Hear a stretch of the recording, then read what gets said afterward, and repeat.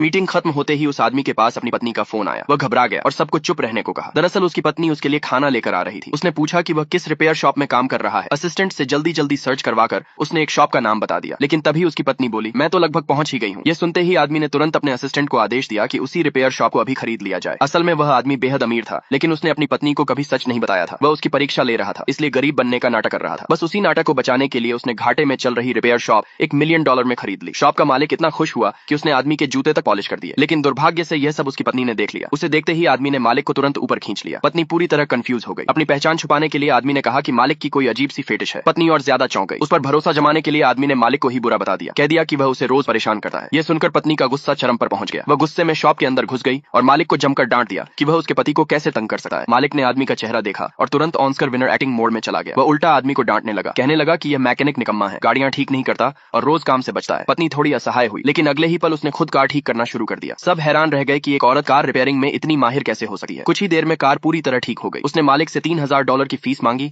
और चेतावनी दी कि अगर उसने दोबारा उसके पति को तंग किया तो वह पूरी रिपेयर शॉप तोड़ देगी। इसके बाद आदमी अपनी पत्नी को वहां से ले गया। वह अपनी अचानक शादी की हुई पत्नी से बेहद संतुष्ट था। वह सोच रहा था कि अब उसे अपनी असली पहचान बताएगा और अपनी लग्जरी कार भी उसे देगा, लेकिन तभी पत्नी ने कहा, तुम्हारी माँ ने मुझे सब कुछ पहले ही बता दिया है। नेक्स्ट पार्ट के लिए लाइक करें।